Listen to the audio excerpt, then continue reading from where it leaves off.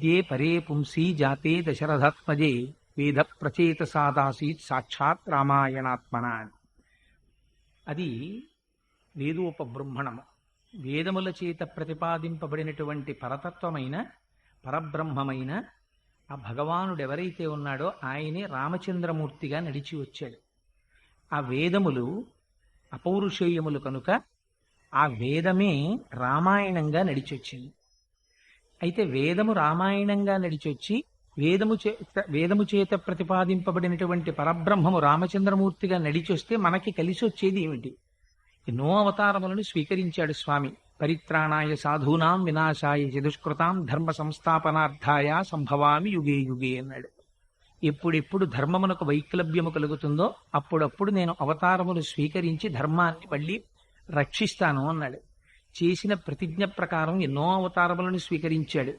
అందులో రామావతారము ఒకటి. కానీ రామావతారమునకు ఉన్నటువంటి ప్రశస్తి మిగిలిన అవతారములతో పోలిస్తే మనుష్య జీవనానికి సంబంధించినంత వరకు రామావతారానికి ఉన్న వైశిష్ట్యం చాలా గొప్పది. ఎందుచేత అంటే కేవలం రాక్షస సంహారం చెయ్యడం కోసమే రామావతారం వచ్చుంటే రావణాసుర సంహారం అయిపోగానే రామావతారం కూడా వెళ్ళిపోవాలి. కానీ స్వామి అలా అనలేదు. ఒక ప్రతిజ్ఞ చేశారు బాలకాండలో. దశవర్ష సహస్రాణి దశవర్ష శతానిచ అన్నారు. నేను 11,000 సంవత్సరములు ఈ భూమండలం మీదుండి ఈ భూమండలాన్నంతటినీ పరిపాలిస్తాను. దేని కొరకు అంటే ఒక మనుష్యుడిగా బ్రతకడం ఎలాగో నేర్పడం కొరకు. మీరు ఒక్క విషయం చాలా జాగ్రత్తగా జ్ఞాపకం పెట్టుకోండి. రామచంద్రమూర్తి రామాయణంలో తండ్రి గారిని చాలా గౌరవించాడు. ఆయన భగవానుడు కనుక గౌరవించాడు. ఆయన భార్య సీతమ్మ తల్లిని రావణాసురుడు అపహరిస్తే గొప్ప పరాక్రమంతో రావణాసురుడి యొక్క 10 తలలు త్రుంచి సీతమ్మ తల్లిని మళ్ళీ వెనక్కి తెచ్చుకోగలిగాడు. భగవానుడు కనుక తెచ్చుకోగలిగాడు. రామచంద్రమూర్తి వశిష్ఠ విశ్వామిత్రాది గురువుల యొక్క శుశ్రూష ఉత్కృష్టంగా చేశాడు. భగవానుడు కనుక చెయ్యగలిగాడు. రామచంద్రమూర్తి 14 సంవత్సరములు అరణ్యవాసం చేశారు. కాలికి పాదుకలు లేకుండా పల్లేరుకాయలున్న అడవిలో నడిచాడు మహానుభావుడు. భగవానుడు కనుక నడిచాడు. మీరు ఇలా ప్రతిదానికి రామాయణంలో రామచంద్రమూర్తి యొక్క సాధితములన్నీ ఓసారి చెప్పుకుంటూ పక్కన భగవానుడు కనుక చేశాడు అని మీరు అనుకున్నారనుకోండి, రామాయణం యొక్క ప్రయోజనం ఏమీ ఉండదు. ఎందుచేత నేను ఈ మాట అంటున్నానంటే అసలు మనిషిగా ఎలా బ్రతకాలో చూపించడం కోసం రామాయణం వచ్చింది. మీరు అందుకే రామాయణాన్ని ఆశాంతం చదివి చూస్తే, అందుకే ఒక్కసారి సంపూర్ణ రామాయణం వినండి వినండి అని పెద్దలు అన్నారులో ఉంది. రామాయణం చదివితే రామావతారంలో రామచంద్రమూర్తి మనందరం కష్టాలు వచ్చినప్పుడు ఎలా బాధపడతామో అలా బాధపడిన మాట పరమవాస్తవం. ఆయన తన భార్యని రావణాసురుడు అపహరిస్తే విశేషంగా విలపించాడు. ఆయనకి లక్ష్మణమూర్తి మూర్ఛ చెంది భూమి మీద పడిపోతే చాలా శోకతప్త హృదయంతో, లక్ష్మణ నువ్వు లేనటువంటి సీత, నువ్వు లేనటువంటి రాజ్యం నాకెందుకు అన్నాడు. దేశే దేశే కలత్రాణి దేశే దేశే చ బాంధవాహ తంతు దేశం నపశ్యామి ఎత్ర భ్రాత సహోదర. ఎక్కడికెళ్ళినా భార్య దొరుకుతుంది, బంధువులు దొరుకుతారు, రాజ్యం దొరుకుతుంది. కానీ తమ్ముడు ఎక్కడి నుంచి వస్తాడు? తోడబుట్టినవాడు రమ్మంటే రాడు. అందుకని నువ్వు లేని నాడు నాకు ఈ భోగాలు అక్కర్లేదు లక్ష్మణ, అన్ని వదిలిపెట్టేస్తాను, నువ్వు లేని నాడు నాకు ఈ జీవితం ఎందుకయ్యా అన్నాడు. అందుకని రాముడు రామాయణంలో ఒక భగవానుడి కింద ప్రవర్తించి చూపించలేదు. ఒక మనిషి ఎలా బ్రతుకుతాడో అలా బ్రతికి చూపించాడు. నిజంగా రాముడికొచ్చిన కష్టాల్ని కానీ మనం జ్ఞాపకం పెట్టుకుంటే, మనకెప్పుడైనా జీవితంలో ఒక కష్టం వచ్చిందనుకోండి, నిజంగా రాముడు పడిన కష్టం ముందు మనం పడుతున్న కష్టం ఏపాటి కష్టం అనిపిస్తుంది. సీతమ్మ తల్లి పడిన కష్టం జ్ఞాపకానికి వచ్చిందనుకోండి, క్షితిక్షమా పుష్కర సన్నిభాక్షి యా రక్షిత రఘవ లక్ష్మణాభ్యాం సారాక్షసీభి వికృతేక్షణాభి సంరక్షిత సంప్రతి వృక్షమూలే అంటారు మహర్షి. అంతటి తల్లి అయోనిజ, దశరథ మహారాజు గారి పెద్ద కోడలు, రామలక్ష్మణుల చేత రక్షింపబడవలసినటువంటి తల్లి, ఎక్కడో అంతఃపురంలో ఉండవలసినటువంటి అమ్మ, అటువంటి తల్లి ఒక రాక్షసుడి యొక్క అంతఃపురం వెనకాతల ఉన్న ప్రమదావనంలో ఒక శింశుపావృక్షం కింద 10 నెలల పాటు చిరిగిపోయినటువంటి చీర కట్టుకుని జుత్తు ముడి కూడా వేసుకోకుండా తల్లి ఆ రోజున మట్టిలో పడుకుని ఎంత బాధపడిందంటే, సీతమ్మ తల్లికి వచ్చినటువంటి కష్టం ముందు మనం పడుతున్నటువంటి కష్టాలు ఏపాటి. అంతటి కష్టంలో కూడా రాముడు విడిచిపెట్టనివి ఏవైనా ఉంటే రెండే. ఈ రెండిటిని మాత్రం రాముడు ఎన్నడూ విడిచిపెట్టలేదు. అందుకే అది రామాయణం. ఆయనం అంటే నడక. కాలము ఉత్తరాయణము దక్షిణాయనము అని రెండుగా నడుస్తుంది. రెండు పాదములు లేవనుకోండి, రెండు కాళ్ళు లేవనుకోండి, ఆ నడక కుంటి నడక, సక్రమంగా నడవలేడు. అలాగే రామచంద్రమూర్తి నడకకి రెండు కాళ్ళు బాహ్యంలో ఉండేటటువంటి కాళ్ళు కావు. ఆయన సత్యాన్ని ధర్మాన్ని రెండింటినీ రెండు పాదములుగా పెట్టుకుని నడిచాడు. అందుకే ఏది పోనివ్వండి ఆయన లక్ష్య పెట్టలేదు, ఎంత కష్టం రానివ్వండి బెంగ పెట్టుకోలేదు. ఆయన విడిచిపెట్టనివి ఏవైనా ఉంటే సత్యము ధర్మము, ఈ రెండిటినీ మాత్రం జీవితంలో విడిచిపెట్టలేదు. సత్యధర్మములను నమ్ముకున్న వాడిని ఆ రెండు ఎలా కాపాడతాయో రామాయణం మనకి చూపిస్తుంది. ఒక పక్క ఇంద్రజిత్ వేసినటువంటి బాణముల చేత కట్టపడి యుద్ధభూమిలో పడిపోతే ఎవరు ఆహ్వానించారని వచ్చాడు గరుత్మంతుడు ఆ రోజున. ధర్మాన్ని అనుష్ఠించినటువంటి వ్యక్తిని దైవం ఎలా కాపాడుతుందో, సత్యాన్ని పట్టుకున్నటువంటి వ్యక్తిని పరమేశ్వరుడు ఎలా రక్షిస్తాడో మనకి రామాయణం చూపిస్తుంది. అందుకే రామాయణం ఎంతకాలం ఉంటుందో, రామాయణం ఎంతకాలం చదువుకుంటామో, రామాయణం ఎంతకాలం వింటామో, రామాయణం పట్ల విశ్వాసం మనకి ఎంతకాలం ఉంటుందో అంతకాలం మాత్రమే మానవత్వం కూడా నిలబడుతుంది. మానవత్వం లేనినాడు మానవుడిగా జన్మించే ప్రయోజనం లేదు. బాహ్యంలో అనేకమైనటువంటి ఉపాధులు తిరుగుతున్నాయి. ఆ ఉపాధులతో పాటుగా ఇది కూడా ఒక ఉపాధి. కేవలం మనుష్య ఉపాధితో వచ్చినంత మాత్రము చేత ఒరిగేటటువంటి ప్రయోజనం ఏమిటి? కానీ ఈ ఉపాధిలో ప్రవేశించి వచ్చినందుకు ఒక మనిషిగా ఎలా బ్రతకాలో తెలుసుకోవాలంటే రామాయణం తప్ప వేరొక గతి మనకి లేదు. ఎందుచేత ఎన్నో ధర్మాలు ఉండొచ్చు, కానీ ఆ ధర్మాలన్నీ చదువుతుంటే ఏదో చెప్పారండి పెద్దల ధర్మాలు అనిపిస్తుంది. కానీ ఆటుపోట్లు ఎదురైన జీవితంలో ఆ ధర్మాన్ని విడిచిపెట్టకుండా నడిచినటువంటి ఒక మహాపురుషుడి యొక్క జీవితమే రామచంద్రమూర్తి యొక్క జీవితం. తనొక రాజారాముడిగా ఉండవలసి వస్తే సీతమ్మ తల్లిని పరిత్యాగం చేశాడు. ఒక తమ్ముడి దగ్గర ఎలా ప్రవర్తించాలో రాముడు నేర్పుతాడు. ఒక తండ్రి దగ్గర ఎలా ప్రవర్తించాలో రాముడు నేర్పుతాడు. ఒక గురువు దగ్గర ఎలా ప్రవర్తించాలో రాముడు నేర్పుతాడు. తన భార్య దగ్గర ఎలా ప్రవర్తించాలో రాముడు నేర్పుతాడు. ఒక మాట ఎలా మాట్లాడాలో రాముడు నేర్పుతాడు. ఒక మాట మాట్లాడితే ఆ మాటకి కట్టుబడడం ఎలాగో రాముడు నేర్పుతాడు. ఇది రామాయణానికి ఉన్నటువంటి గొప్పతనం. అందుకే మన పెద్దలైనటువంటి వారు రామాయణాన్ని ఎన్నడూ విడిచిపెట్టలేదు. ఎంతమంది కానివ్వండి, విశ్వనాథ సత్యనారాయణ గారు అంటారు రామాయణ కల్పవృక్షం రాస్తూ, మళ్ళీ అందరూ రాసిన రామాయణమే నేను రాయడం ఎందుకు అంటే, ప్రతి పూట తిన్నన్నమే మళ్ళీ ఎందుకు తింటున్నావు అంటే, అన్నం తినకపోతే ఉండలేవు కనుక. రామాయణం లేనినాడు అసలు మనిషికి జీవితమే లేదు. మనిషి జీవితాన్ని మనిషి జీవితంగా నిలబెట్టగలిగింది, మనిషిగా ప్రవర్తింప చేయగలిగింది సృష్టిలో రామాయణం ఒక్కటే. ఎక్కడ రామాయణం చెప్పబడుతుందో, ఎక్కడ రామాయణం వింటారో అక్కడక్కడ దేవతలందరూ వచ్చి వింటారు. కాదు కాదు, అన్నిటికన్నా గొప్ప విషయం, ఎత్ర ఎత్ర రఘునాథ కీర్తనం తత్ర తత్ర కృతమస్తకాంజలిం బాష్పవారి పరిపూర్ణలోచనం మారుతిం నమతరాక్షసాంతకం.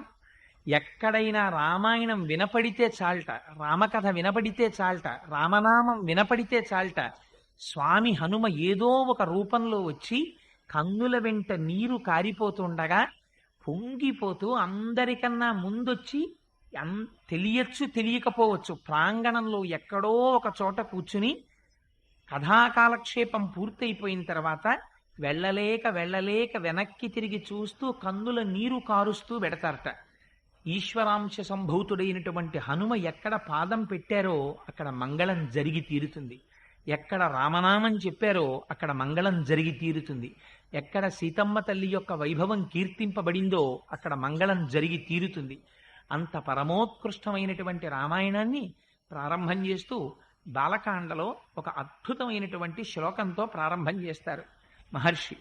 ఆయన అంటారు, తపస్వాధ్యాయ నిరతం తపస్వీ వాగ్విదాంవరం నారదం పరిపప్రచ్చర్ వాల్మీకిర్ మునిపుంగవం. అందులో అంటారు,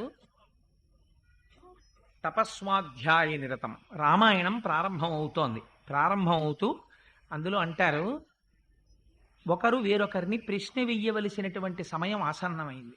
ఎవరు ఎవరిని ప్రశ్న వెయ్యాలి అంటే, వాల్మీకి మహర్షి నారద మహర్షిని ప్రశ్న వెయ్యాలి. ఎవరిని ఎవరు ఎంత అందంగా ఇచ్చారో చూడండి. ఆ ఇవ్వడం తపస్వాధ్యాయ నిరతం తపస్వీ వాగ్విదాంబరం నారదం పరిపప్రచ్చర్ వాల్మీకి మునిపుంగవం. నారద మహర్షిని ఉద్దేశించి పరిప్రశ్న వెయ్యడానికి సిద్ధపడుతున్నారట ఎవరు? వాల్మీకి. అసలు ఆ వాల్మీకి అనేటటువంటి మాటే చాలా ఆశ్చర్యకరమైనటువంటి పేరు. ఎందుచేత అంటే మనకి వాల్మీకి మహర్షి గురించి లోకంలో అనేకమైనటువంటి కథలున్నాయి. అసలు వాల్మీకి అంటే పుట్టలోంచి బయటికి వచ్చిన వారు కాబట్టి, వాల్మీకము నుంచి ఉద్భవించినటువంటి వారు కాబట్టి వారికి వాల్మీకి అని పౌరుషనామం వచ్చింది. అసలు వాల్మీకి మహర్షి యొక్క జీవిత వృత్తాంతం ఏమిటి? అసలు ఈ వాల్మీకి ఎవరు? ఈ ప్రశ్న స్కాంద పురాణంలో వేశారు. స్కాంద పురాణంలో వ్యాస భగవానుడు సనత్కుమారుణ్ణి అడిగాడు, వాల్మీకి ఎవరు? ఆది కావ్యమైనటువంటి రామాయణాన్ని రచించగలిగినటువంటి సమర్థత వాల్మీకి మహర్షికి ఎక్కడి నుంచి వచ్చింది, ఎందువల్ల వచ్చింది, నాకు చెప్పవలసింది అని అడిగితే సనత్కుమారుడు చెప్పాడు. ఆ రోజున వాల్మీకి మహర్షి యొక్క అంశ చాలా ఆశ్చర్యకరమైంది. ఎందుచేత అంటే పూర్వం సుమతి కౌశికి అనబడేటటువంటి ఇద్దరు దంపతులు ఉండేవారు. ఆ దంపతులకు అగ్నిశర్మ అనబడేటటువంటి కుమారుడు జన్మించాడు. కానీ ఆ అగ్నిశర్మకి బాల్యంలో తండ్రి గారు వేదాన్ని పఠింపచేస్తే తగినంతగా అబ్బలేదు. సరే, అలాగే తండ్రి గారు కష్టపడి వేదం నేర్పుతున్నారు, ఆ అగ్నిశర్మ ఆ వేదాన్ని నేర్చుకుంటున్నాడు. సాధారణంగా బ్రాహ్మణులు ఆ రోజులలో ఒకరిచ్చేటటువంటి దానము చేత ధర్మము చేత జీవనం చేసేవారు. అది కూడా ఎంతో అవసరం పడితేనే దానం పట్టేవారు, లేకపోతే దానం పట్టేవారు కాదు. అటువంటి స్థితిలో ఆ రాజ్యమంతా క్షామం వచ్చింది. అసలే క్షామంతో అలమటించిపోతున్నటువంటి రాజ్యంలో దాన ధర్మాలు ఎక్కడి నుంచి జరుగుతాయి? అందుకని దాన ధర్మములు లుప్తమైపోతున్నాయని అగ్నిశర్మ తన భార్యని, తల్లిదండ్రులైనటువంటి సుమతి కౌశికిని తీసుకుని అరణ్యంలోకి ప్రవేశించి అక్కడ ఒక వటకుటీరాన్ని నిర్మించుకొని అక్కడ దొరికినటువంటి కందమూలాలు, తేనె మొదలైనవి తెచ్చుకుని జీవనం గడుపుతున్నాడు. కానీ వేదం తగినంతగా నేర్చుకున్నవాడు కాకపోవడం చేత, సాత్వికమైనటువంటి ప్రవృత్తి లోపించడం చేత ఆ అరణ్యంలో తిరిగేటటువంటి దారి దొంగలతో స్నేహం కుదిరింది. వారితో స్నేహం చేశాడు. వచ్చిపోయేటటువంటి వారినందరినీ వేధించి వారి దగ్గర ఉన్నటువంటి సొమ్ముని అపహరించడానికి అలవాటు పడ్డాడు. ఆయన ఒకనాడు అదృష్టం, అటుగా మహర్షులు వెళ్ళిపోతున్నారు. వెళ్ళిపోతుంటే ఆ మహర్షుల దగ్గరికి వచ్చి, వాళ్ళ దగ్గర ఏముంటాయి మహర్షుల దగ్గర? వాళ్ళు కట్టుకున్నటువంటి వస్త్రాలు, చేతిలో ఉన్నటువంటి బ్రహ్మదండం, కమండలం అవి ఉన్నాయి. దొంగవాడికి ఏది దొరికినా లాభమే కదా, అదేం కష్టపడి సంపాదించాలి కనుకనా. అందుకని మీ దగ్గర ఉన్నటువంటి ఈ వల్కములు, ఆ బ్రహ్మదండము మొదలైనటువంటివన్నీ కింద పెట్టండి, లేకపోతే మీ ప్రాణాలు తీసేస్తానన్నాడు. అంటే అత్రి మహర్షి అన్నారు, ఏమయ్యా దేనికోసం ఇంత కష్టపడి ఇతరుల యొక్క ప్రాణములను కూడా తీసి నువ్వు ఈ సంపాదన ఇలా సంపాదిస్తున్నావు అని అడిగారు. ఆయన అన్నాడు, నా పొట్ట పోసుకోవడానికి, నన్ను నమ్ముకున్నటువంటి నా భార్యా బిడ్డలు తల్లిదండ్రుల యొక్క పొట్ట పోషించడానికి అన్నాడు. నీ పొట్ట పోసుకోవడానికి, నీ వారి పొట్ట పోసుకోవడానికి ఇంతకన్నా వేరొక వృత్తి నీకు దొరకలేదా? ఇంత కష్టపడి సంపాదిస్తున్నావే, ఇన్ని పాపములు మూట కట్టుకుంటున్నావే, ఇన్ని పాపములు మూట కట్టుకొని నువ్వు సంపాదించినటువంటి ధనంలో దాని వలన సంపాదించినటువంటి సామాగ్రితో జీవనం గడుపుకుంటున్నటువంటి నీవారని నీవనుకుంటున్న వారు నీ పాపములో ఎంత ఫలితాన్ని తాము కూడా వాటా తీసుకోవడానికి సిద్ధంగా ఉన్నారో వెళ్ళి అడిగిరా అన్నారు. ఈ మాట ఏదో కొంచెం ఆలోచించవలసిందిగా అనిపించి సరే మీరు ఇక్కడే ఉండండి, వెళ్ళిపోకండి, నేను మళ్ళీ వస్తానన్నాడు. వాళ్ళు ఎందుకు వెళ్ళిపోతారు? ఋషులు. మేము ఇక్కడే ఉంటాం, వెళ్ళిరమ్మన్నాడు. వెళ్ళి అడిగాడు, తల్లిని అడిగాడు, తండ్రిని అడిగాడు, భార్యని అడిగాడు, బిడ్డలను అడిగాడు. వాళ్ళు అన్నారు, పోషించడం నీ కర్తవ్యం, నువ్వు పోషిస్తున్నావు. ఎలా తెచ్చావు, ఎక్కడి నుంచి తెచ్చావు మాకు అనవసరం, నువ్వు తెచ్చావు మేము అనుభవిస్తాం, నువ్వు ఎలా తెచ్చావన్న దానికి ఫలితాన్ని నువ్వు అనుభవిస్తావు, అందులో వాటా మేమేం పుచ్చుకోమన్నారు. చాలా బాధ కలిగింది. ఇన్నాళ్ళు ఇన్ని తప్పు పనులు చేశాను, ఇప్పుడు ఈ ఫలితం పుచ్చుకునేవాడు ఎవరూ లేరు, నేనే అనుభవించాలి ఈ ఫలితాన్ని. ఈ మాట చాలా క్లేశంగా అనిపించింది. ఇప్పుడు ఎవరు నన్ను రక్షిస్తారనుకున్నాడు. చేసినటువంటి పాపములు నివృత్తి కావాలి, అది ఆ సమయంలో ఆయనకున్న కోరిక రామాయణం రాయడం కాదు. ఆయన ఇంత పాపం నేను మూట కట్టేసుకున్నాను, దీన్ని వాటా వేసుకునేవాడు లేడు, కాబట్టి ఈ పాపం నాకు ఎలా పోతుంది, ఈ బెంగ పట్టుకుంది. పరుగున మళ్ళీ ఋషుల దగ్గరికి వచ్చాడు. ఋషుల దగ్గరికి వస్తే వచ్చి పశ్చాత్తాపంతో కన్నీరు కార్చి నా పాపలు పోయేటటువంటి మార్గాన్ని ఉపదేశం చెయ్యమని అడిగాడు. అడిగితే ఋషులు అన్నారు, అత్రి మహర్షి వంక తిరిగి, ఆధ్యాత్మిక ఆదిభౌతిక ఆదిదైవికం అనేటటువంటి తాపములకు అతీతమై త్రిగుణాతీతుడవై ఉండేటటువంటి వాడివి కదా మహానుభావ, నీ మాటల వల్ల కదా ఇంత మారేడు ఒక దారి దొంగగా ఉన్న బ్రాహ్మణుడు, అందుచేత నువ్వే వారికి ఏదైనా ఉపదేశం చెయ్యవలసింది అన్నారు. స్కంద పురాణంలో చెప్పిన విషయం వాల్మీకి మహర్షికి లేదా అగ్నిశర్మకి ఆ రోజున అత్రి మహర్షి ఏ నామమును ఉపదేశము చేయలేదు. కేవలము ఒక ధ్యానమును మాత్రమే ఇచ్చారు. నువ్వు అంతర్ముఖుడవై జ్ఞానమును పొందవలసింది, ధ్యానము చేయవలసింది అని చెప్పారు. ఆయన ధ్యానమునందు నిమగ్నుడయ్యాడు. ఈ మాట చాలా మీరు జాగ్రత్తగా గుర్తుపెట్టుకోవాలి. బాహ్య ప్రపంచంలో ఉండేటటువంటి విషయముల పట్ల అనురక్తి కలిగితే ఇంద్రియాలు విచ్చలవిడిగా తిరుగుతాయి. ఎప్పుడైతే ఇంద్రియాలు వెనక్కి తిరిగి ఒక లక్ష్యం మీద ఏకోన్ముఖమైపోయాయో అప్పుడు ధ్యాన నిమగ్నుడై ఉండిపోయాడు. ఋషులు వెళ్ళిపోయారు. 13 సంవత్సరాలు అయిపోయిన తర్వాత ఋషులు అదే బాటలో తిరిగి వస్తున్నారు.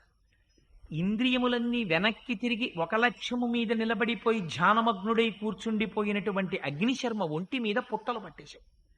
ఆ పుట్టలలోంచి విశేషమైనటువంటి తేజస్సు వెదజల్లుతోంది. ఆ తేజస్సు బయటికి వస్తుంటే చూశారు ఋషులు. చూసి చాలా ఆశ్చర్యపోయారు. ఏమిరా ఇది, మనం ఇంతకు ముందు ఎప్పుడో ఇటుగా వెళ్ళిపోతూ ఇతనికి ఉపదేశం చేసి వెళ్ళాం, నువ్వు ధ్యానములో ఉండవలసింది అని. ఆ వ్యక్తే ఇందులో ఉన్నాడు. ఇవాళ ఎటువంటి స్థితిని పొందాడంటే అసలు బాహ్య ప్రపంచంతో సంబంధం లేదు. అంతగా ఇంద్రియాలన్నీ ఏకోన్ముఖం అయిపోయాయి. కేవలం ఒక లక్ష్య సిద్ధి కోసమని బయట పుట్టలు పట్టినా తెలియనటువంటి స్థితిలో ఉన్నాడు అని వాళ్ళు ఆశ్చర్యపోయి ఋషులు అందులో ఉన్నటువంటి వ్యక్తిని పిలిచారు. వాళ్ళు ఏమని, వాల్మీకి రితితే నామా భువిఖ్యాతం భవిష్యతి అన్నారు. ఇక మీదట నీవు చెప్పినటువంటి ధ్యానమునందు మగ్నుడవై మీద పట్టినటువంటి పుట్టలను కూడా గుర్తెరగక ధ్యానము చేసిన వాడివి కనుక నిన్ను వాల్మీకి అని పిలుస్తారు. నువ్వు పుట్టలోంచి పైకి రా అని పిలిచారు. ఇది పౌరుషనామం. ఇది అందుకని వాల్మీకి స్వతసిద్ధమైన పేరు కాదు. ఆయన పేరు అగ్నిశర్మ. ఆయన భారద్వాజ గోత్రీకుడు, సద్బ్రాహ్మణుడు. ఆ పుట్టలోంచి బయటికి వచ్చాడు. వచ్చిన తరువాత ఋషులందరికీ పాదాలకి నమస్కారం చేశాడు. నన్ను ఏం చెయ్యమంటారని అడిగారు. అడిగితే నువ్వు ఉత్తరాభిముఖుడవై వెళ్ళి భగవద్ధ్యానం చేయమన్నారు.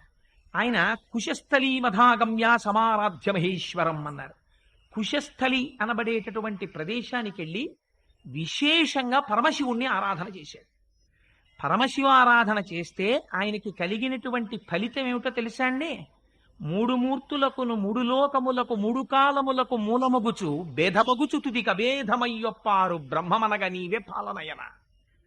ఒకే పరబ్రహ్మం సృష్టి స్థితి లయ చేసేటప్పుడు, సృష్టి చేసేటప్పుడు బ్రహ్మగా ఉంటుంది, స్థితి చేసేటప్పుడు శ్రీ మహావిష్ణువుగా ఉంటుంది, లయ చేసేటప్పుడు పరమేశ్వరుడిగా ఉంటుంది. అందుకని ఒకే పరబ్రహ్మాన్ని 3గా ఉంటుంది కనుక అపారమైన శివారాధన చేసినటువంటి ఫలితం చేత మహేశ్వరానుగ్రహంతో విష్ణు కథ చెప్పేటటువంటి అదృష్టాన్ని వాల్మీకి పొందాడు. విష్ణు కథ చెప్పడానికి ఉపదేశం చేసిన వారెవరు? బ్రహ్మగారు ఉపదేశం చేశారు. ఇప్పుడు వాల్మీకి ఎవరి అనుగ్రహాన్ని పొందాడు? త్రిమూర్తుల యొక్క అనుగ్రహాన్ని పొందాడు. చేసినది మహేశ్వరారాధన, పొందినది బ్రహ్మగారి యొక్క అనుగ్రహం, చెప్పినది శ్రీ మహావిష్ణువు యొక్క కథ. అందుకని ఈ ముగ్గురి యొక్క అనుగ్రహాన్ని పొందినటువంటి వాడు కనుక పౌరుషనామంతో ఆయన్ని వాల్మీకి అని పిలిచారు. అటువంటి అగ్నిశర్మ ఆ వాల్మీకి మహానుభావుడు. ఆయన రామాయణాన్ని రచించవలసినటువంటి సమయం ఆసన్నమైంది. ఆసన్నమైతే బాలకాండలో మొట్టమొదటి శ్లోకాన్ని రచించారు. ఏమని? తపస్వాధ్యాయ నిరతం తపస్వీ వాగ్విదాంవరం నారదం పరిపప్రచ్చర్ వాల్మీకిర్ మునిపుంగవం. తపస్వి అయినటువంటి వాల్మీకి, తపస్సు స్వాధ్యాయ నిరతుడైనటువంటి వాడు, ముని అయినటువంటి వాడు, గొప్ప వాగ్విదాంవరుడైనటువంటి నారద మహర్షిని పరిప్రశ్న చేశాను. ఇది ఏదైనా ఆదికావ్యాన్ని ప్రారంభం చేసే ముందు ఒక పరమోత్కృష్టమైనటువంటి మాటతో ప్రారంభం కావాలి. జీవితంలో రామాయణం మనకి నేర్పేటటువంటి సందేశం ఏమిటో తెలుసా అండి? నువ్వు ఏ పని చేసినా అన్నిటికన్నా జీవితంలో గొప్పదేది? గురువు గారిని తలుచుకోవడం కన్నా గొప్పది వేరొకటి లేదు. అందుకే మనం పూజ చేసిన గురుర్బ్రహ్మ గురుర్విష్ణు గురుర్దేవో మహేశ్వర గురు సాక్షాత్ పరబ్రహ్మ తస్మై శ్రీ గురవే నమః అంటాం. గురువుని తలుచుకోవడం, గురువు చెప్పినటువంటి మాటలను జ్ఞాపకం తెచ్చుకోవడం, ఇంతకన్నా గొప్ప మంగళాచరణం ప్రపంచంలో ఉండదు. అందుకని తనకి గురువుగా ఆనాడు పరిప్రశ్న చేస్తే ఎవరు రామాయణాన్ని భాషింపచేశారో ఆ నారద మహర్షిని జ్ఞాపకం తెచ్చుకుంటున్నారు. ఎటువంటి వాట నారదుడు? నారదుడంటే మహానుభావుడు. ఆయన గురించి తపస్సు కలిగిన వాడు, స్వాధ్యాయ నిరతుడు. తపస్సు అంటే కృచ్ఛ చాంద్రాయణాది వ్రతములను ఆచరించి నిత్య నైమిత్తిక కర్మలను సక్రమంగా అనుష్ఠానం చేస్తూ ఈ శరీరమునకు ఉండేటటువంటి జ్ఞానేంద్రియ కర్మేంద్రియ సంఘాతము విషయ ప్రపంచం వైపుకి తిరగకుండా వాటిని వెనక్కి తిప్పి శరీరాన్ని జాగ్రత్తగా సాత్వికమైనటువంటి పదార్థము చేత మాత్రమే పోషించి ఆ ఇంద్రియములను భగవంతుడి వైపుకి తిప్పి నిరంతరము ఈశ్వరుడి గురించి తపించినటువంటి వాడెవరుంటాడో వాడు తపస్వి. అందుచేతనే అటువంటి తపస్సు చేత ఏమవుతుంది? వారు నిత్య నైమిత్తిక కర్మాచరణమునందు వైక్లభ్యమును పొందరు. నిత్య కర్మ అంటే మనం ఎట్టి పరిస్థితులలోనూ చెయ్యవలసినవి కొన్ని ఉంటాయి. అది మీరు ఏ కారణం చేత ఆపడానికి వీలు లేదు. సంధ్యావందనం ఉంటుంది. సంధ్యావందనాన్ని మీరు ఏ కారణం చేత ఆపడానికి వీలు లేదు. మీరు క్షేత్రానికి వెళ్ళారు, కూర్చుని సంధ్యావందనం చేసుకోవలసిందే. మీరు ప్రయాణంలో ఉన్నారు, సంధ్యావందనం చేయవలసిందే. ఎక్కడ ఉన్నా సంధ్యావందనం మాత్రం చెయ్యాలి. దీన్ని నిత్యకర్మ అంటారు. నైమిత్తిక కర్మ అని ఉంటుంది. నైమిత్తికము అంటే ఒక్కొక్క పర్వదినం వస్తుంది. ఇవాల్టి రోజున ప్రమోత్కృష్టమైనటువంటి రోజు, గురువారంతో కూడుకున్నటువంటి పుష్యమాసంలో వచ్చినటువంటి ఏకాదశి దినం. ఇది చాలా గొప్ప రోజు. అందుకనే ఈ రోజు రామచంద్రమూర్తి రామాయణాన్ని ప్రారంభింపజేశారు. సరే, అలా నైమిత్తికము అంటే కొన్ని ప్రత్యేకమైనటువంటి రోజులలో చేయవలసినటువంటి ప్రత్యేకమైన కర్మలకి నైమిత్తిక కర్మలని పేరు. నిత్య నైమిత్తిక కర్మలను రెండిటినీ చేస్తూ నిరంతరం భగవంతుడి గురించినటువంటి ఆలోచన చేస్తూ కృచ్ఛ్రాంద్రాయణాది వ్రతములను ఆచరిస్తూ ఎవరు ఉంటారో అటువంటి వారిలో సత్వగుణం, గొప్ప శుద్ధ సత్వము ఆవిర్భవిస్తుంది. ఆ సత్వగుణం దేనికి ప్రాతిపదిక అవుతుంది? వేదాధ్యయనమునకు ప్రాతిపదిక అవుతుంది. అటువంటి వాడు వేదాధ్యయనం చేస్తాడు. ఆ వేదం ఒకనాడు ఎందుకు పనికొస్తుంది? బాహ్యంలో యజ్ఞయాగాది క్రతువులను చేసి ఇహమునందు పొందవలసినటువంటి సమస్త సౌఖ్యములను పొందడానికి వేదమే ఆధారం కాదు. ఇతర లోకములలో పొందవలసినటువంటి ప్రయోజనాలకి వేదమే ఆధారం కాదు. ఇంకా వేదంలో మీరు జ్ఞానకాండలోకి వెళ్ళారనుకోండి, అసలు మళ్ళీ ఈ శరీరంతో పుట్టవలసినటువంటి అవసరం లేనటువంటి జ్ఞానాన్ని పొందడానికి కావలసినటువంటి సమస్త సంభారములు వేదము నుంచే మనకు వస్తాయి. అందుకని ఏమవుతుంది? నిత్య నైమిత్తిక కర్మాచరణము కలిగినటువంటి తపస్వి అయి స్వాధ్యాయ నిరతుడై, అది ఎప్పుడు నిరంతరము, ఒకప్పుడు ఇంకొక నాడు కాదు, అది ఒక అలవాటుగా తాను చేయకుండా ఉండలేక నిరంతరము వేదమును మననం చేస్తూ, ఇది ముని అంటే మననము చేయువాడు. ఎందుకు మననం? మననము అంటే మనస్సు యొక్క ధర్మము. జ్ఞాపకం పెట్టుకోండి. మనస్సు ఏం చేస్తుంది? మీకు ఏ వస్తువు పట్ల ప్రీతి ఉందో ఆ వస్తువు చుట్టూ తిరుగుతుంటుంది. మిమ్మల్ని మీరు ఎప్పుడైనా ఒక్కసారి పరిశీలన చేసుకోండి. మీకు ఏ వస్తువు పట్ల చాలా ఇష్టం ఉందో ఆ వస్తువు చుట్టూ మనస్సు తిరుగుతుంది. అదే మనస్సుకున్నటువంటి గొప్ప బలం, అదే మనస్సుకున్న గొప్ప బలహీనత. మీరు పూజ చేస్తూ ఉండండి, అది తనకిష్టమైన వస్తువు దగ్గరికి వెళ్ళిపోతుంది. మీరు మనస్సుకి తీసుకెళ్లి భగవంతుణ్ణి ఆలంబనంగా ఇవ్వడం అలవాటు చేశారనుకోండి, ఇస్తే తపస్సు చెయ్యడం ప్రారంభం చేస్తే ఈ మనస్సు క్రమంగా భగవంతుడి చుట్టూ తిరగడం ప్రారంభం చేస్తుంది. అందుకని ఏమవుతుంది? మననము చేయువాడు ముని తనంత తాను ఎప్పుడూ మననం చేస్తూ ఉంటాడు. దానికి ఒక ప్రయోజనం ఉంటుందా? ఏం ప్రయోజనం ఉండదు. అలా మననం చేయకుండా ఉండలేడు. మనస్సు ప్రీతిపాత్రమైన వస్తువు చుట్టూ పరిభ్రమించినట్టు ఎప్పుడూ భగవంతుడి చుట్టూ మనస్సు తిరగగలిగినటువంటి స్థితిని పొందినటువంటి వాడై నిరంతర మననశీలుడై తపస్సు చేసి స్వాధ్యాయ నిరతుడై వీటన్నిటి చేత తాను పొందినటువంటి అనుభవం ఏదైతే ఉంటుందో, జ్ఞానం ఏదైతే ఉంటుందో, దాన్ని ఇతరులకి బోధ చేసేటప్పుడు అరటిపండు ఒలిచి నోట్లో పెట్టినంత సులువుగా అవతల వారిలో ఉండేటటువంటి అజ్ఞానమును దహించి జ్ఞానమును అందించగలిగినటువంటి వాగ్వైభవం ఎవరికి ఉంటుందో అటువంటి వాడు జ్ఞానమును ఇయ్యగలిగినటువంటి వాడు. వాడెవరు? సాక్షాత్తు గురువు. గుకారశ్చంధకారస్యాత్ రుకారస్తన్నిరోధకృత్ అంధకార వినాశిత్వాత్ గురురిత్యభిధీయతే. ఎవరు అంధకారాన్ని పోగొట్టి జ్ఞానం ఇస్తున్నాడో వాడే గురువు. అజ్ఞానం తీసేదొకడు, జ్ఞానం ఇచ్చేదొకడు ప్రపంచంలో ఉండడు. ఎందుకనంటే లైటు వేశామండి చీకటి పోయిందండి అనరు. లైటు ఉంటే చీకటి ఉండదు, చీకటి ఉంటే లైటు లేదు. జ్ఞాపకం పెట్టుకోండి. దీపం ఉన్నది, చీకటి ఉండదు. చీకటి ఉన్నది, దీపము పెట్టలేదు. ఒకటే నిజం. అంచేత అజ్ఞానము పోయినది, మళ్ళీ ఇంకా జ్ఞానం ఒకటి బోధ చేయడం ఏమి ఉండదు. అజ్ఞానం పోవడం అంటే జ్ఞానమే మిగులుతుంది. ఇంకా జ్ఞానము కలిగినది, అజ్ఞానము పోయినది. అందుకని ఏమవుతుంది? ఏ మహాపురుషుడి యొక్క దర్శనం చేత తనలో ఉండేటటువంటి అజ్ఞానము పటాపంచలైపోతుందో అటువంటి గురువుకి నారదుడని పేరు. అందుకని నారం దదాతి ఇది నారదః. ఎవరు జ్ఞానమును ఇస్తాడో ఆయన నారదుడు, ఎవరు అజ్ఞానమును ఖండిస్తాడో ఆయన నారదుడు. అటువంటి నారదుణ్ణి ప్రశ్న వేశారు ఎవరు? వాల్మీకి మహర్షి. అడగడానికి ఈయనకున్న అధికారం ఏమిటి? ముందు తన అధికారం చూసుకోవాలి. ఎప్పుడు పడితే అప్పుడు ఎవరిని పడితే వారిని ప్రశ్న వేయడానికి వీల్లేదు. ముందు తను కొంత అధికారాన్ని పొందాలి. ఆయన తపస్సు చేశాడు, వాల్మీకి అయ్యాడు. గతంలో పూర్వనామం అగ్నిశర్మ, ఇప్పుడైన నామం వాల్మీకి. ఎందుకని? కొన్ని సంవత్సరముల పాటు తపించాడు. ఇప్పుడు శిష్యుడిగా యోగ్యతని పొందాడు.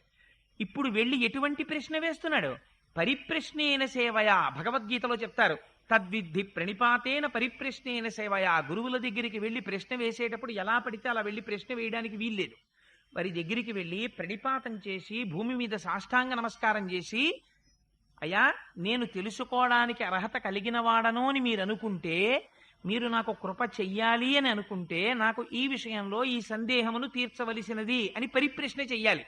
అందుకని పరిప్రశ్న చేస్తున్నాడు ఇవాళ వాల్మీకి మహర్షి. దేని గురించి అడుగుతున్నారు? అటువంటి నారద మహర్షి వస్తే ఇతర విషయాల గురించి ఎందుకు ప్రస్తావన చేస్తారు? దేని గురించి తెలుసుకోవాలో దాని గురించి అడుగుతున్నారు. దేని గురించి తెలుసుకుంటారు అటువంటి గురువు వచ్చినప్పుడు? పరబ్రహ్మమును గురించి ప్రశ్న చెయ్యాలి. ఒక గమ్మత్తైనటువంటి ప్రశ్నని ఇవాళ వాల్మీకి మహర్షి అడుగుతున్నారు నారదుణ్ణి. అందుకని వాగ్విదాంవరం. అడిగినటువంటి వాడు అడిగాడు, చెప్పగలిగినటువంటి వాడో గొప్ప సమర్థుడు.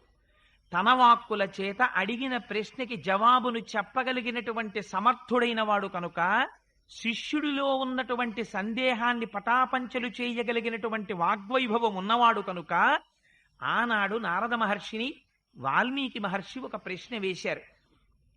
కోన్వస్మిన్ సాంప్రదంలోకే గుణవాన్ కస్య వీర్యవాన్ ధర్మజ్ఞశ్చ కృతజ్ఞశ్చ సత్యవాక్యో దృఢవ్రతః చారిత్రేణ చ కోయుక్తః సర్వభూతేషు కోహితః విద్వాన్ కః కస్సమర్థశ్చ కస్యైక ప్రియదర్శనః ఆత్మవాన్ కో జితక్రోధో ద్యుతిమాన్ కో ననసూయకః కస్య బిభ్యతి దేవాశ్చ జాత రోషస్య సంయుగే అని అడిగారు. స్వామి, నాకు ఒక్క ప్రశ్న ఉంది, మీరు దానికి కృప చేసి జవాబు ఇవ్వవలసింది అన్నారు. కోన్వస్మిన్ సంప్రదంలోకి. ఎంత గొప్ప మాట అడిగారో చూడండి. 16 గుణములు కలిగినటువంటి ఒక వ్యక్తి తెలియాలి నాకు. ఆ వ్యక్తి ఎప్పుడున్నవాడై ఉండాలి? ఎప్పుడో వామనావతారంలో వామనమూర్తికి ఉందండి, నరసింహావతారంలో నరసింహమూర్తికి ఉందండి, లేకపోతే ఫలానా అవతారంలో ఫలానా వారికి ఉందండి, అది కుదరదు. కోన్వస్మిన్ సంప్రదంలోకే, ఈ లోకములో ఇప్పుడే ఇక్కడే ఈ సమయమునందే ఉన్నవాడై ఉండాలి. నేను చూడడానికి అవకాశం ఉన్నవాడై ఉండాలి. ఈ కాలములో అంటే వాల్మీకి మహర్షి ప్రశ్న వేసినటువంటి సమయంలో ఉన్నటువంటి వ్యక్తి అయి ఉండాలి. కోన్వస్మిన్ సంప్రదంలోకే గుణవాన్, ఆయన గుణములు కలిగినటువంటి వాడై ఉండాలి. కస్య వీర్యవాన్, వీర్యవాన్ అంటే అపారమైనటువంటి పరాక్రమము కలిగినటువంటి వాడై ఉండాలి. ఎటువంటి పరాక్రమం? పరాక్రమం అంటే తనని తాను రక్షించుకుంటూ శత్రువులు ఎంతమంది, లెక్కకి అందనంతమంది శత్రువులు వచ్చి ఎదురు నిలబడినా అందరినీ చీల్చి చెండాడగలిగినటువంటి పరాక్రమము వైభవము ఎవరి దగ్గర ఉంటుందో వాణ్ణి వీర్యవాన్ అని పిలుస్తారు. 14,000 మంది రాక్షసులు ఒక పక్క నిలబడ్డారు, రామచంద్రమూర్తి ఒక్కరు ఒక పక్క నిలబడ్డారు.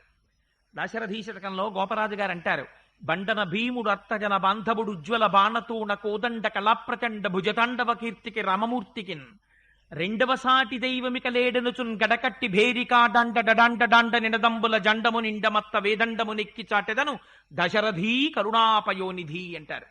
మీరు ఈ ప్రశ్న వేసేటప్పుడు ఒక విషయాన్ని జ్ఞాపకం పెట్టుకోండి. మీ మనస్సులో రామచంద్రమూర్తి భగవానుడు అన్న అభిప్రాయాన్ని కొంచెం సేపు పక్కన పెట్టి ఆలోచించండి. ఆయన అడుగుతున్నది ఒక మనుష్యుడి గురించి అడుగుతున్నారు. వాల్మీకి మహర్షి ఒక మనుష్యుడై ఉండాలి. ఆయన గుణవాన్, గుణములతో కూడినటువంటి వాడై ఉండాలి. వీర్యవాన్, చేతిలో కోదండం పట్టుకోవాలి. శ్రీ మహావిష్ణువు సుదర్శన చక్రాన్ని ప్రయోగించినట్టు అలవోకగా సుదర్శన చక్రాన్ని ప్రయోగించి రాక్షస సంహారం చేసేటటువంటి వాడు కాకూడదు. తాను కూడా అలిసిపోవాలి. తన మీద కూడా బాణములొచ్చి పడాలి. తన వక్షస్థలమునకు కట్టుకున్నటువంటి కవచము కూడా పిట్లిపోవాలి. తన ఒంటికి బాణములు తగిలి నెత్తురు ఏరుగా పారాలి.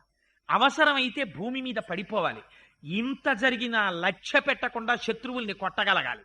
తన కార్యాన్ని సాధించుకోగలగాలి. చేతిలో కోదండముండగా ఎదురుగుండా ఉన్నటువంటి శత్రువుల సంఖ్యతో నిమిత్తం లేదు. దీపం మీద పడినటువంటి దీపపు పురుగుల్ని కాల్చినటువంటి దీపంలా శత్రువుల్ని తుదముట్టించగలిగినటువంటి అప్రమేయమైనటువంటి పరాక్రమం ఉన్నవాడై ఉండాలి. అటువంటి వాడున్నాడా? ఇది వీర్యవాన్.